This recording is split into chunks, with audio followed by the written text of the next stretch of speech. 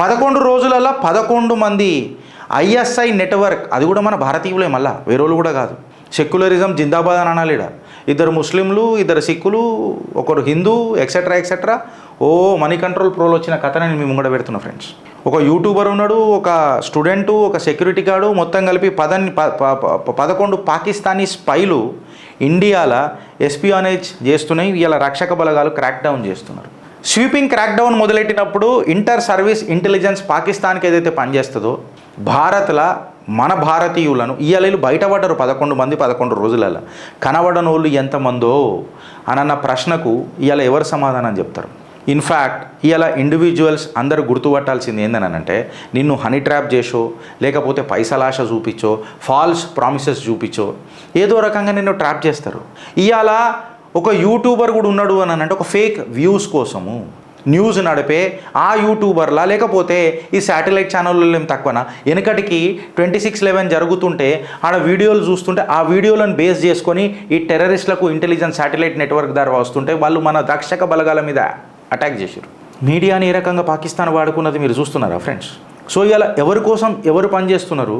అసలు పాకిస్తాన్కి సైన్యం అవసరమా, మన భారతీయులు పైసలు ఇస్తే ట్రాప్ అవుతారా అనన్న నినాదం ఈ స్లోగన్ ఈ నా కొడుకులను చూస్తే నాకు సమజ్ అవుతలేదు. ఇవాళ కట్ చేసి సీన్ లోపలికి పోతే వీళ్ళందరిని ఒక సోషల్ మీడియా నెట్వర్క్లలో ట్రాప్ పట్టుకొని, అంటే సోషల్ మీడియాలో మెసేజ్లు పెట్టి ఎక్సెట్రా వీళ్ళని పట్టుకొని, దాని తర్వాత మెసేజింగ్ యాప్స్లలోకి వచ్చి, దాని తర్వాత వీళ్ళని మళ్ళీ పాకిస్తాన్కి పర్సనల్ విజిట్లు చేయించి, వీళ్ళ మధ్యలో ఎన్క్రిప్టెడ్ మెసేజెస్ ఏవైతే ఉంటాయో WhatsApp, Telegram or to that matter Snapchat, ఆ కమ్యూనికేషన్ యాంగిల్ వాడి పాకిస్తానీ హ్యాండ్లర్లకు వీళ్ళతో చేతులు కలిపి ఈ ఆపరేషన్కి మొత్తం కంప్లీట్గా పహల్గామ్ దాకా తీసుకొస్తున్నారు. వీళ్ళని స్పైలని చేసిరనంటే ఒకసారి మీరు అర్థం చేసుకోవాలా, వీళ్ళందరూ పంజాబ్, హర్యానా, ఉత్తరప్రదేశ్ అండ్ ఒడిస్సా.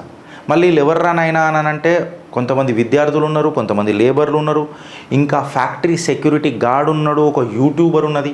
అంటే పాకిస్తానీ స్లీపర్ సెల్స్ ఎంత డీప్ పెనిట్రేట్ చేస్తున్నాయి, వాళ్ళ రిక్రూట్మెంట్ స్ట్రాటజీ భారత్లో మన భారతీయులనే అగెయిన్స్ట్గా మనకు వాడనీకే ఎంత గట్టిగా అవుతున్నది అని అనేది ఇలా ప్రభుత్వాలు ఆలోచించాలి. జ్యోతి మల్హోత్రా, ఈమె గురించి పెద్ద టాపిక్ నడుస్తుంది. ఇక ఆమె గురించి ఎందుకు నడుస్తున్నది అనే టాపిక్ ఇక నేను స్పెసిఫిక్గా చెప్పాలని అంటే, జ్యోతి మల్హోత్రా ఒక యూట్యూబర్, కాకపోతే పాకిస్తానీ స్పై అంట. ఇప్పటిదాకా జరిగిన అరెస్ట్లలో ఈమె హై ప్రొఫైల్ అరెస్ట్ అంట. ఈమె ఒక ట్రావెల్ వ్లాగర్ అనంట. హిసార్ హర్యానాకు చెందిన మహిళ, ఓ యూట్యూబ్ ఛానల్ నడుపుతుంది, travel with Jo. Malhotra last week arrest కాబడ్డది. ఈమె క్లాసిఫైడ్ మిలిటరీ ఇన్ఫర్మేషన్ పాకిస్తానీ ఏజెన్సీస్కి ఇస్తున్నదనని గంభీరమైన ఆరోపణలు ఏది ఇచ్చింది, అందుకే లోపలేసింది డైరెక్ట్గా. ఈ దేశద్రోహులను ఇట్లనే మాట్లాడాలి, ప్రూవ్ అయ్యేదాకా బొంగులో ప్రూవ్ అవుతుంది. ఇట్లాంటి ఆరోపణలు మేము నా మీద రావు. మళ్ళీ ఆమె పాకిస్తాన్లో ఒక ఇఫ్తియార్ పార్టీ అటెండ్ చేసింది, అది కూడా పాకిస్తానీ హై కమిషన్లు అటెండ్ చేసింది. ఆమె ఎసాన్ ఉర్ రెహమాన్ అలియాస్ డానిష్ అనేవాడైతే పాకిస్తానీయోడు ఉన్నాడో, పాకిస్తానీ డిప్లొమాట్ ఉన్నాడో భారతీయుల, వాడిని భారత్ రీసెంట్గా ఎస్పియోనేజ్ ఛార్జెస్ కింద ఎక్స్పెల్ చేసింది భారత్ల నుంచి. వానితో చాలా జిగ్రీ సంబంధాలు ఉన్నాయని చెప్పి మాట్లాడుతున్నారు. జ్యోతి మల్హోత్రా ఏదైతే మనం ఇప్పుడు మాట్లాడుతున్నామో, తను జ్యోతి మల్హోత్రా ఎవరైతే ఉన్నారో ఫ్రెండ్స్, ఆమె గురించి కరెక్ట్గా మాట్లాడాలంటే ఆమె హైదరాబాద్కి కూడా వచ్చిందంట. ఈ ట్రిప్ మీద చాలా పెద్ద నిఘా పెట్టింది ఇప్పుడు రక్షక బలగాలు. 2023లో ఆమె వచ్చిందట.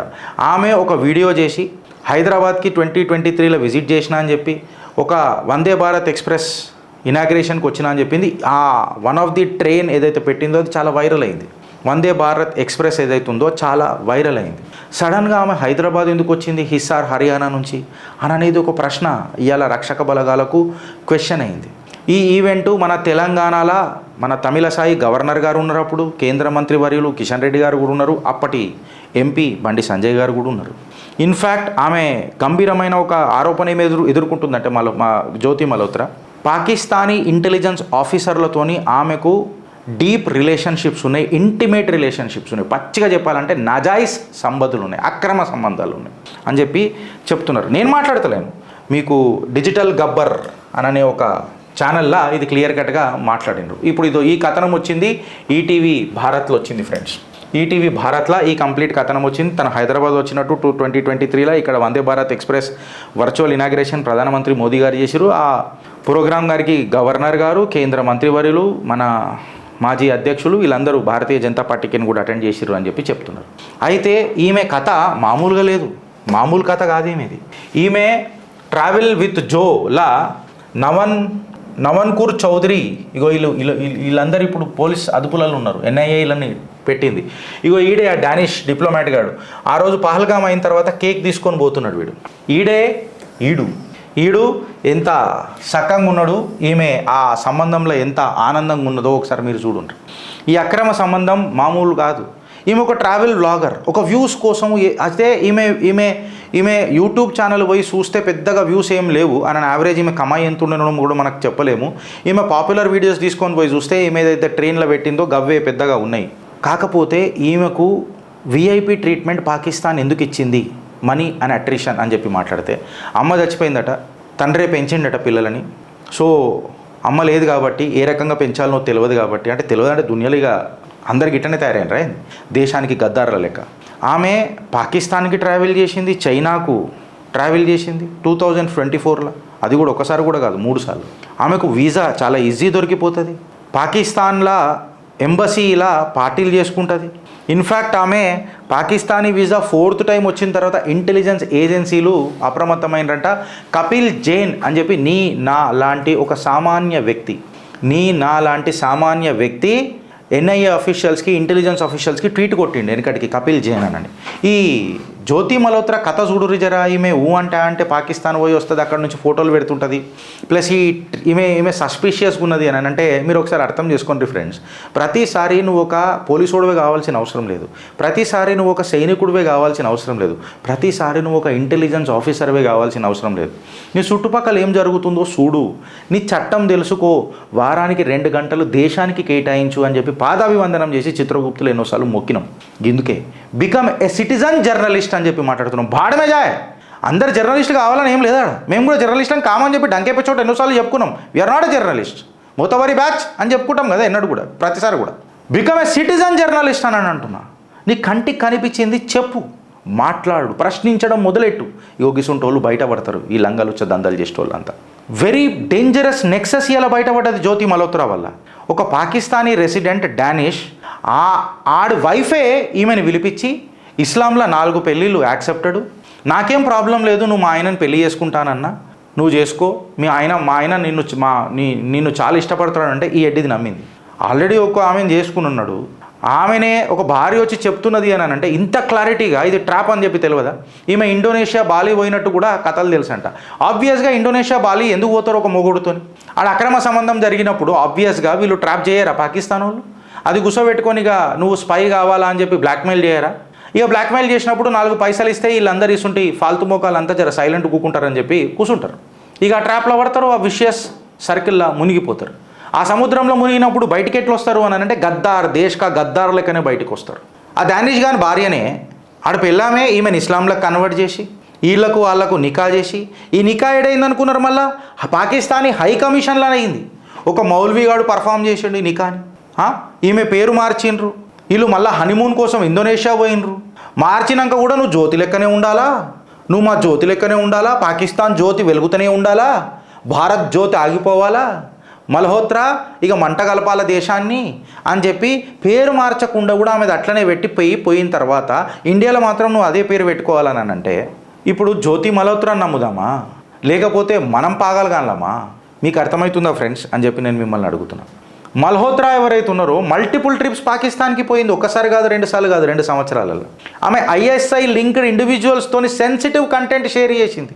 ఇన్ఫ్యాక్ట్ పోలీస్కి ఆమె ఏం చెప్పిందనంటే పెద్ద హ్యాండ్లర్లతోని ఎన్క్రిప్టెడ్ ప్లాట్ఫామ్స్లలో ఆమె కమ్యూనికేట్ చేసింది. ఎకనామిక్ అఫెన్సెస్ వింగ్కి ఆమె వాంగ్మూలం ఇచ్చింది. ఒక 25-year-old student Khalsa college Patiala నుంచి డిల్లన్, వాణ్ణి కూడా అరెస్ట్ చేసిరు మేట్ వెల్త్కి. ఇన్ఫ్యాక్ట్ నుమన్ ఇలహై అని ఎవరైతే ఉన్నారో వీడు ఒక ఫ్యాక్టరీ సెక్యూరిటీ గార్డ్, పనిపట్ హర్యానాకు చెందినోడు. వీడికి సస్పీషియస్ సెన్సిటివ్ ఇన్ఫర్మేషన్ పాకిస్తాన్కి ఇస్తున్నారని చెప్పి అరెస్ట్ చేసిండ్రు. షహజాద్ రెసిడెంట్ ఆఫ్ తాండా, వీడు క్రాస్ బార్డర్ స్మగ్లింగులు, ఇన్ఫ్యాక్ట్ చెప్పాలనంటే గూఢాచారం, భారత్లా కూర్చొని భారతీయుడై భారత్ మీదనే స్పై చేసి ఇన్ఫర్మేషన్ సెన్సిటివ్ కంటెంట్. ఈ షహజాద్ గాడు ఎవడు రాబోయ్ అని చెప్పి మాట్లాడితే వీడు పాకిస్తాన్కి కాస్మెటిక్స్, మన బట్టలు, స్పైసెస్ ఇస్తా అననే ఒక బూటకపు నాటకము చేసి ఇంటెలిజెన్స్ గ్యాదర్ చేసి ఐఎస్ఐకి ఇచ్చేటోడు. ఇన్ఫ్యాక్ట్ ఇంటెలిజెన్స్ ఇస్తేనే కాదు, ఈడి నెట్వర్క్ ఏందనంటే ఈ ఇలాహీ గాంధీ షహజాద్ గాంధీ వీడు ఐఎస్ఐకి కూడా స్పై చేయనీకే కొంతమందిని భారతదేశంలో రిక్రూట్ కూడా చేయడానికి ప్రయత్నం ఉపయోగపడ్డాడట. మొహమ్మద్ ముర్తుజా అలీ జలంధర్ నుంచి వీడు ఐఎస్ఐకి ఒక మొబైల్ అప్లికేషన్ తయారు చేసి అందులో కంప్లీట్గా డేటా స్పైయింగ్ చేసి పంపిస్తుండేనట ఎన్డీటీవీ రిపోర్ట్ ప్రకారం. Sukhpreet Singh and Kanbir Singh classified military information leak చేసిరట పాకిస్తానీ ఐఎస్ఐకి. అర్మాన్ ఇంకా Hanif Pakistani employed high commission ఢిల్లీలో ఎవరైతే ఉంటారో వాళ్ళతో సత్సంబంధాలు పెట్టుకొని ఇండియన్ ఆర్మీ యాక్టివిటీస్ పైన వాళ్ళకు కంప్లీట్గా డేటా ఇచ్చిరట. గజాలా అండ్ యామిన్ మొహమ్మద్ ఎవరైతే ఉన్నారో పాకిస్తానీ ఇంటెలిజెన్స్తోని చాలా దగ్గరగా పనిచేస్తున్నారట. వీడికి ఆగిపోయిందా అని అంటే కాదు, కుల్లా పన్నుగాడైతే ట్వీట్ కొట్టిండు ఫ్రెండ్స్. ఖాలిస్తానీ పన్నుగాడు $11 million ఎవరైతే పాకిస్తానీకి స్పై చేస్తారో వాళ్లకు $11 million ఇస్తా అని చెప్పి వాడు ట్వీట్ కొట్టి మరి ఆన్ రికార్డ్ వీడియోలలో మాట్లాడాడు. 35 lakh రూపీస్ ఎవడైతే పాకిస్తాన్ కోసం చచ్చిపోతాడో వాళ్ళకు 35 లక్షలు ఇస్తానన్నాడు భారతీయులు. పాకిస్తానీ ప్రాపగండా నడిపిండాడు ఏమనని, దర్బార్ సాహిబ్ నాన్కనా సాహిబ్ ఏదైతుందో ఇండియన్ దాడుల వల్ల ఇవి నష్టపోయినాయి అని చెప్పి ఒక ఫేక్ నరేటివ్ కూడా నడిపించాడు. వీడికి ఆగిందా అంటే వీడికి ఆగలే, మళ్ళీ ఇలా కాంగ్రెస్ వాళ్ళు ఏడ తలకాయ పెట్టుకుంటారని చెప్పి నేను అడుగుతున్నా. ఎందుకనంటే దీనికి ఏం సమాధానం చెప్తారు అని అంటున్నా. వికీ లీక్స్లా ఒక ట్వీట్ కొట్టిర్రు మన రాహుల్ శివశంకర్ అని చెప్పి. రాహుల్ శివశంకర్ అనేట ఆయన ఒక ట్వీట్ కొట్టిండు. వికీ లీక్స్ ప్రకారము ఇందిరాగాంధీ న్యూక్లియర్ టెక్నాలజీ పాకిస్తాన్కి ఇస్తానన్నదంట. దీనికంటే పెద్ద బ్లండర్ ఇంకేమైనా ఉంటుందా ఫ్రెండ్స్? మీరు ఆలోచిస్తారా లేక అనుభవించనీకే సిద్ధంగా ఉన్నారా? అడుగుతుంది అలా చిత్రగుప్త్. భారత్ మాతాకి జై.